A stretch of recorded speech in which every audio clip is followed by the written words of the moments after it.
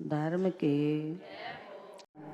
कि श्वास श्वास सिमरो गोविंद, मन अंतर की उतरे चित। मान लो भजन किया इस इच्छा से कि हमें स्वर्ग की प्राप्ति हो। भजन का फल, तपस्या का फल, पुण्यों का फल स्वर्ग की प्राप्ति। लेकिन जो हमारे गुण क्षीण होंगे फिर क्या होगा? पुनः हम आत्मलोक में गिर जाएंगे और कोई भी संसार का सुख, कोई किसी भी प्रकार का विषय हो, खतरे की घंटी से खाली नहीं है। कोई भी सुख हो, कभी कभी कोई वस्तु बहुत स्वादिष्ट लगती है तो खाते हैं, खाते चले गए, अभी भी मन नहीं भरा। शरीर में रोग, अनेक प्रकार की व्याधियां, और जितने भी रोग हमारे शरीर में पैदा होते हैं 80% रोग हमारी जीवा इंद्रिय के कारण है।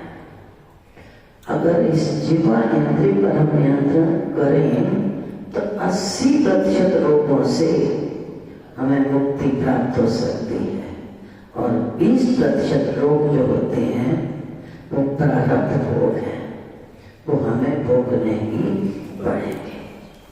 मनु जी महाराज ने तो इतना ही कह दिया कि शरीर की सुरक्षा के लिए जितना भी हम पेट में कचरा डालते हैं ना, सिर्फ कचरा ही बढ़ाते हैं।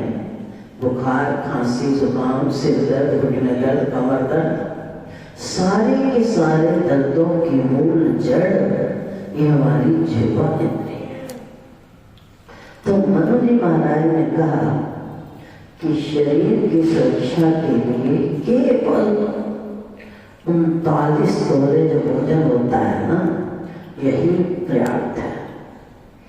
हम मनुष्य जन्म प्राप्त करके भजन करने की अपेक्षा हम विषय भोगों में अपने बहुमूल्य श्वासों को खर्च कर रहे हैं। और इंसान तो ये सोचता है कि मैं एक बार भोग लूं, भर पेट खा लूं, बस इस चीज खाने की मेरी इच्छा है, जब मैं खा लूंगा ना फिर मैं तृप्त हो जाऊंगा। तृप्त नहीं होता इंसान, बार बार बार बार इंद्रिय जब विषय भोग प्राणी मात्र को बार बार मकड़ी के जाल की भांति उसमें फंसा रहे हैं। भगवान श्री कृष्ण ने भी अर्जुन से यही कहा कि भोगा न भुगता वैमेव भुगता, तपो न तपनो वैमेव तपता। अगर विषय सुख से छुटकारा चाहते हो तो इनके साथ प्रतिकूल क्रिया करो। और कल भी मैंने निवेदन किया था कि अगर अनुकूलता का उपभोग करोगे तो प्रतिकूलता तुम्हें दलदल में गिरा देगी, और अगर तुमने अनुकूलता का उपभोग न किया तो बड़ी से बड़ी प्रतिकूल परिस्थिति आने के बाद भी तुम उसमें गिरोगे नहीं। अपितु जब वो प्रतिकूल परिस्थिति तुम्हारे ऊपर आएगी तो उस समय तुम्हारा विवेक जाग जाएगा, और वो विवेक तुम्हें क्या सीख देगा? अरे इसी प्रतिकूलता में तो मेरे इष्ट की, मेरे गुरु की छिपी हुई कृपा बरस रही है, लेकिन वो हमें दिखाई क्यों नहीं देती? क्योंकि अनुकूल परिस्थिति का हम उपभोग कर रहे हैं। मान मिला, बड़े प्रसन्न हो गए, पदार्थों की प्राप्ति हुई, बस उसी में संतुष्ट हो गए। रिश्तेदारों ने मान सम्मान किया, हम पर बड़ी कृपा है। ये तो कृपा है। पदार्थों की उपलब्धि, परिवार में मान सम्मान की प्राप्ति, ये तो उसकी कृपा है। लेकिन जब गुरु विशेष कृपा करते हैं तो कभी भी झूठी प्रशंसा, मान बढ़ाई, फल पदार्थ नहीं देते। संत शिरोमणि परम पूज्य दूसरी पातशाही छोटे महाराज जी ने कहा, बन्नी ऐसे बोलते थे, बन्नी जिन होते भगवान विशेष कृपा करेंगे ना, उनको दुख, गरीबी और अपमान, दुख, गरीबी और अपमान, ये त्रय शैली जरूर ज्ञान है, ये विशेष कृपा का लक्षण है। लेकिन हम उल्टे हैं, विपर्य बुद्धि वाले हैं, विवेक नहीं। कारण साधना तो बहुत करते हैं, जब तक लंबे चौड़े करते हैं, अनुष्ठान भी जितना कर सकते हैं करते हैं, लेकिन हम जो गुरु ने कहा वो नहीं मानते। गुरु के वचन पर विश्वास ही नहीं है, उसमें सोचते हैं क्या ठीक है और क्या गलत है। तो जब तक तुम अपने आप को गुरु के चरणों में समर्पित नहीं करोगे, तब तक फुटबॉल की तरह ठोकरें खाते रहोगे। किसी ने सुख दिया, खुश हो गए, कहीं से दुख मिला, विक्षिप्त हो गए, क्योंकि हमें आदत पड़ चुकी है अनुकूल परिस्थिति का, सुख का उपभोग करना, और प्रतिकूल परिस्थिति में हम हाय हाय करते हैं। तो संसार के जितने भी विषय भोग हैं, वो भोगने से कभी शांत नहीं होते। अब कभी कभी आप स्वयं निरीक्षण करके देख लो, भोजन करने बैठो, कोई वस्तु बहुत सवाल लगे ना, तो मन कहता है चलो थोड़ी सी और खा लो, और उसी क्षण अगर तुम खड़े होकर आचमन कर लोगे ना, तो वही डंडा लग जाएगा, मन भी नियंत्रित हो जाएगा। फिर बार बार इच्छा नहीं होगी कि आचमन करने के बाद मैं इस वस्तु को, हाँ तब तक इच्छा होगी जब तक भूख है, जब तक तुम्हारी जिह्वा शांत नहीं हुई तब तक तो करना पड़ेगा।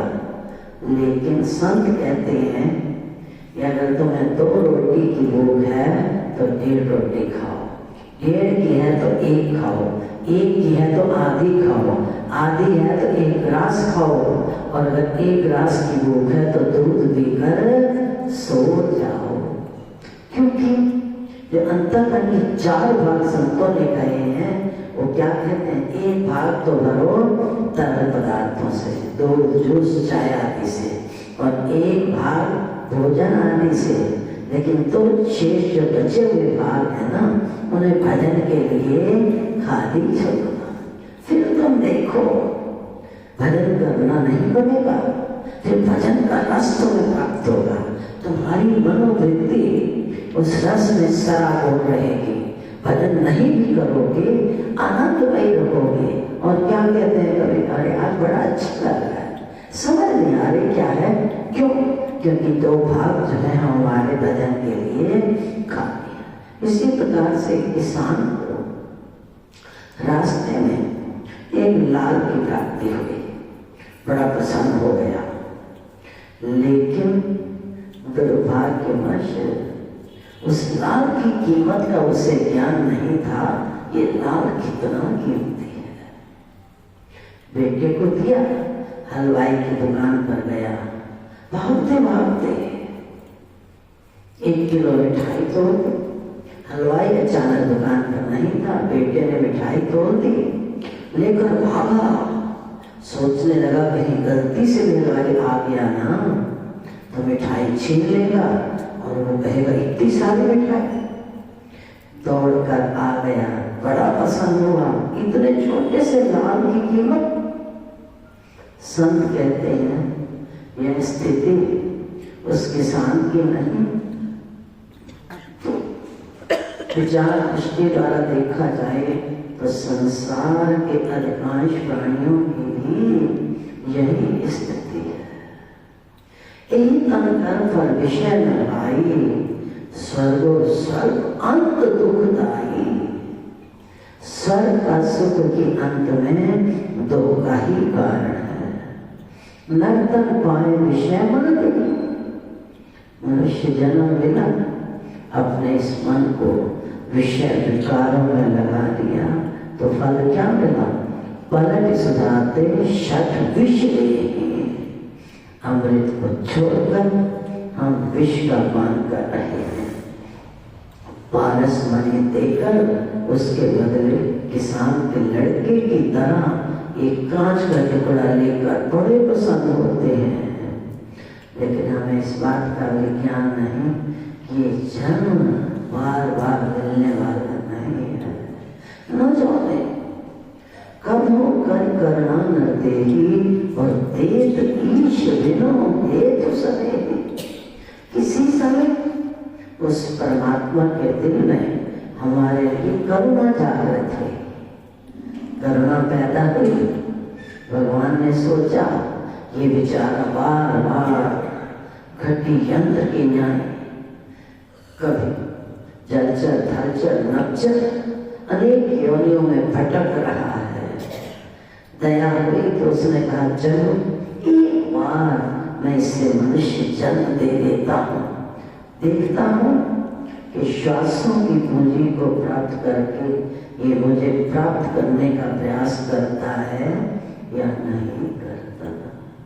फिर हमने क्या किया, मनुष्य जन्म तो प्राप्त हो गया, लेकिन प्राप्त करने के बाद अपने की श्वासों को व्यर्थ की निंदा चुगली तेरी मेरी अपना पराया, इसी में बहुल श्वासों को गंवा रहे हैं।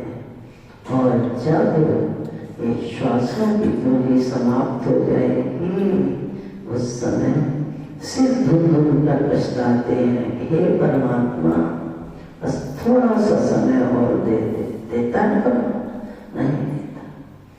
ये जन्म तुझे अनमोल मिला, बर्बाद न कर बर्बाद न कर।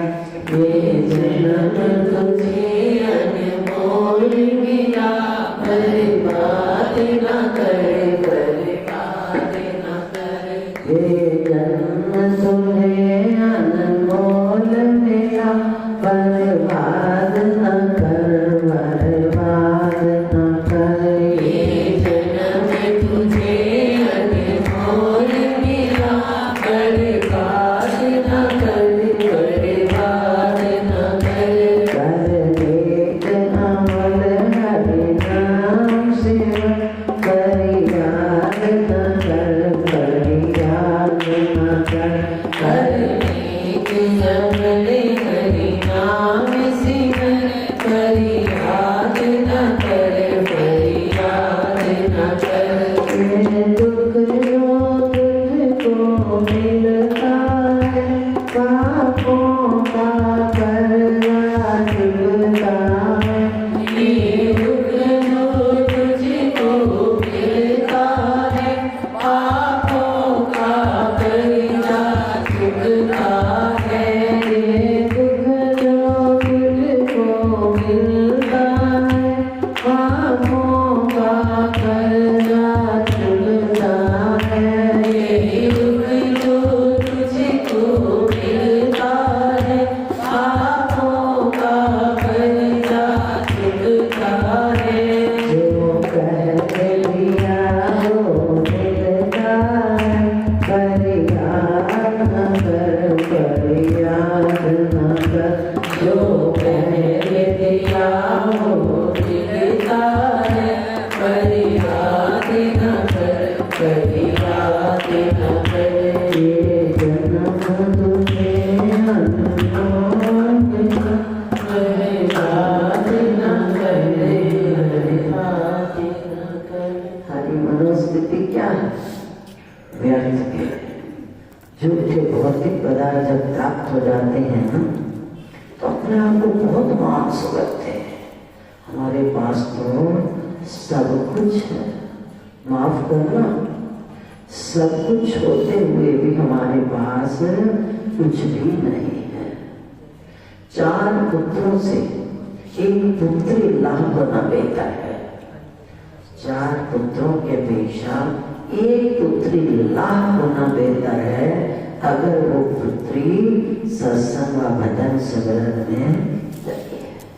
सोने के समान सुंदर कंचन देही प्राप्त हो गई, उससे भी वो पुष्टि कई गुना बेहतर है जो स्थिति को प्राप्त करके भगवान का भजन करता है।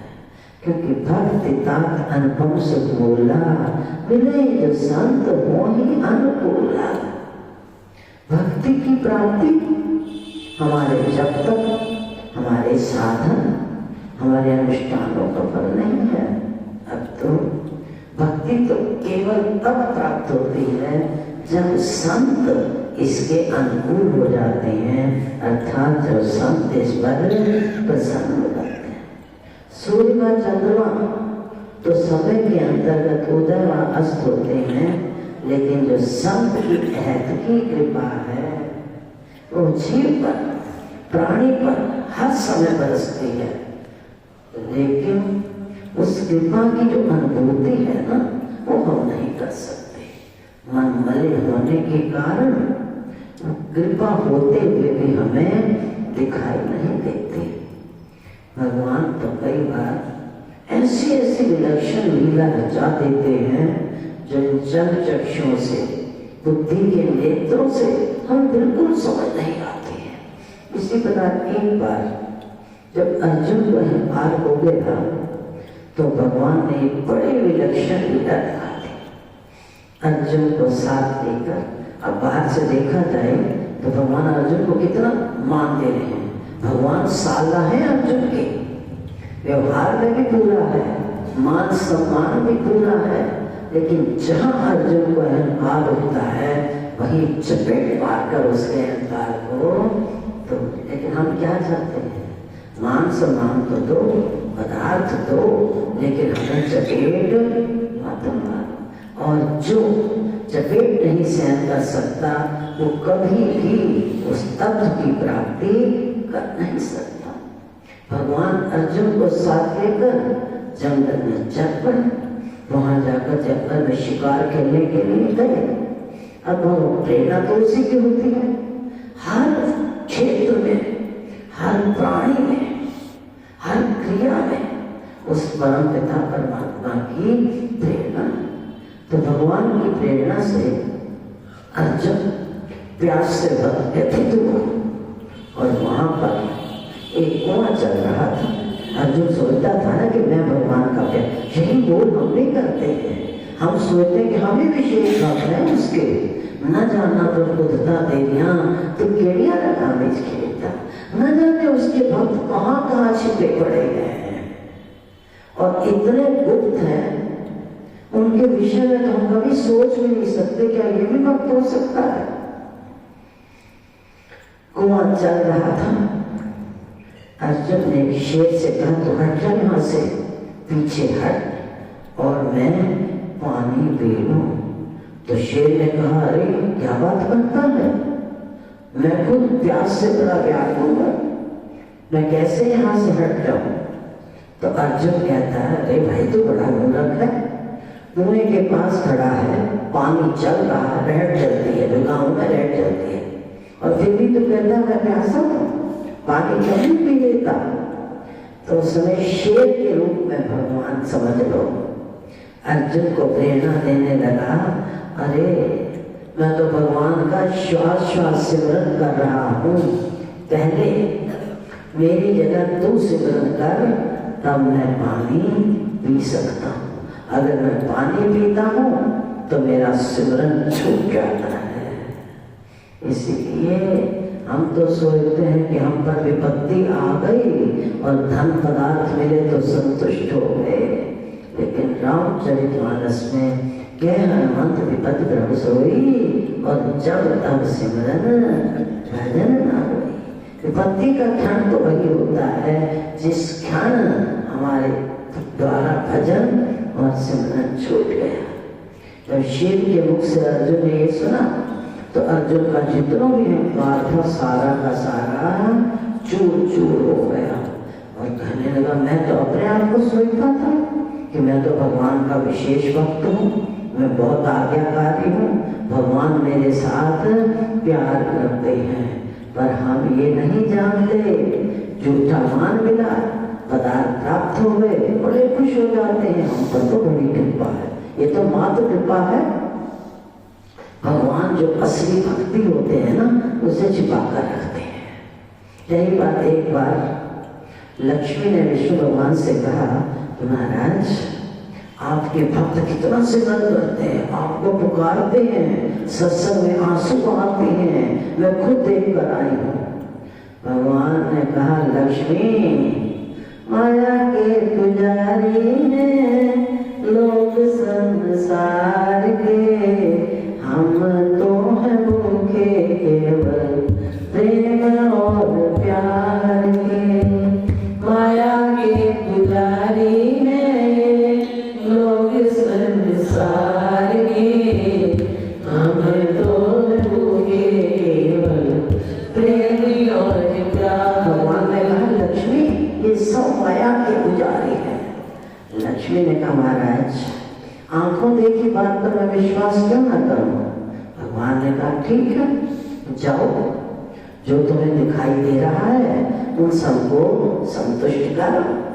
तो भगवान ने एक पात्र लक्ष्मी जी को दिया, और जब वो पात्र देने लगे तो ढकने से पहले उसमें से कुछ निकाल कर अपने आसन के नीचे छिपा लिया। लेकिन लक्ष्मी बड़ी संतुष्ट थी, आज मैं मात्र लोक के प्राणियों को सुखी कर दिया। जो दुखी हो रहे हैं ना बेचारे, उन्होंने अब पात्र कौन था? साधारण पात्र तो था नहीं, भगवान के कमलों द्वारा दिया गया पात्र, हर वस्तु उसमें रखी थे। पहुंच गए लक्ष्मी के जहाँ सत्संग हो रहा था। सबसे पूछा, जो आंसू बहा रहे थे, करुणा कर रहे थे, उछल कूद कर रहे थे, नाच रहे थे, जो मांगता गया लक्ष्मी उस पात्र में से निकाल कर देती गई। बड़ी खुश हो गई। जब सबको देकर आ गई, अगले दिन फिर दोबारा गई तो फिर वही स्थिति। मात्र लोग के प्राणी सब दुखी, कोई किसी रूप में दुखी, कोई तन दुखी, कोई मन दुखी, कोई चित्त ही चित्त, और थोड़े थोड़े पर सुखी राम का। फिर वही स्थिति। अब लक्ष्मी को बड़ा आश्चर्य हुआ कि जो जिसने मांगा सबको दे, फिर भी दुखी है। तो फिर एकदम ध्यान आ गया और भगवान से आकर पूछा, अच्छा महाराज एक बात बताओ, जब मैं चलने लगी थी तो आप उस पात्र में से कौन सी वस्तु छिपाकर आसन के नीचे रख ली थी? भगवान ने कहा, लक्ष्मी जो मैंने पात्र से निकाला था वो किसी ने तुझसे मांगा तक नहीं। लक्ष्मी कहती, ये कैसे हो सकता है? उसने कहा, अच्छा ये तो बताओ छिपाया क्या था? भगवान कहने लगे कि वो मैंने प्रेमा भक्ति उस पात्र में से निकाल ली थी। लक्ष्मी ने तो इस बात का विश्वास हुआ, वास्तव में प्रेमा भक्ति तो वैसे किसी ने मांगी भी नहीं, किसी ने कुछ, किसी ने कुछ, किसी ने कुछ। तो जो सुख है, जो आनंद है या जो शांति है, वो प्रेमा भक्ति में है। इसलिए भक्ति तात अनुपम सुख मूला, और मिलहि जो संत हो ही अनुकूला। बस उस समय अर्जुन के अंदर जो मिथ्याभिमान था कि मैं इतना भजन सिमरन करता हूँ, मैं भगवान का प्यारा भक्त हूँ, मैं ही हूँ, क्योंकि मैं सर्वश्रेष्ठ हूँ, मैं भगवान के पास रहता हूँ, मैं भगवान की इतनी सेवा करता हूँ, तो मेरे से तो बड़ा कोई दूसरा है ही। लेकिन निकला कौन? न जाने उसके भक्त कहाँ कहाँ किस रूप में छिपे पड़े हैं, हमें पता भी नहीं लगता, पहचान भी नहीं है, क्योंकि जब तक अंतःकरण मलिन होगा तब तक हमें कुछ भी समझ नहीं आएगी। वाद विवादे विश्वना, बोले बहुत बात, मौन रहे सबकी सहे, तो उसका मता अघात। हीरा परखे जौहरी, हीरा परखे जौहरी, शब्द को परखे साध, और जो कोई परखे साध हो तो उसका मता अघात। जो साध को पहचान लेता है, सत्य को पहचान लेता है, उसका मता अघात। इसी प्रकार प्राणी मात्र के लिए विपत्ति की घड़ी केवल वही होती है जिस क्षण वो भगवान को भूल जाता है। यह हनुमंत विपत्ति कर सोई, और जब तक स्मरण भजन न हो। एक संत ने तो इतना भी कह दिया कि दुख में ईश्वर की विशेष कृपा होती है। सुख में तो कृपा है, लेकिन दुख में उसकी विशेष कृपा है। शेर के द्वारा भगवान ने अर्जुन का जो मिथ्याभिमान था वो दूर किया। हम मानते किस बात को? कोई छोटा व्यक्ति हमारा अपमान करे ना तो क्या लगता है वो है कौन, उसकी औकात क्या है, मेरा अपमान करे वो, इतने छोटे स्तर पर होकर वो मेरा अपमान कैसे कर सकता है? मैं इतना उच्च कोटि का साधक, मैं इतना बड़ा तपीश्वर, मैं इतना बड़ा सेवादार, मुझे कौन हिला सकता है? लेकिन कुछ भी पता नहीं परमात्मा किस क्षण नीच को ऊंच और ऊंच को नीच बना देता है। भगवान को सब कुछ अच्छा लगता है, लेकिन भगवान को अहंकार प्रभु न भावहि। भगवान चाहते हैं ना, अब एक माँ जब बच्चे को स्नान करवाती है ना, साफ सुथरा करके बढ़िया वस्त्र पहनाएगी, आभूषण भी पहनाएगी, बाद में क्या करती है? एक काला क्यों लगाती है? कहीं मेरे बालक को नजर न लग जाए। इसी प्रकार भगवान को अपने भक्त जो है ना, अपने संत बहुत प्यारे लगते हैं। वो चाहते हैं कि अगर किंचन मात्र भी इनमें अहंकार रह गया तो मेरे भक्त का वहीं से पतन हो जाएगा। यही होती है महापुरुषों की विशेष कृपा।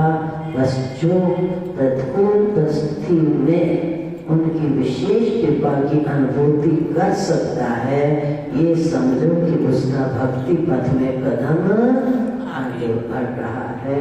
वरना हम चीटी चाल चल रहे हैं, गिर रहे हैं, चढ़ रहे हैं, रिड़क रहे हैं, रिड़कते रिड़कते रिड़कते कब पहुंचे कब न पहुंचे ये तो अंतर्यामी जानदा, अंतर ध्यान।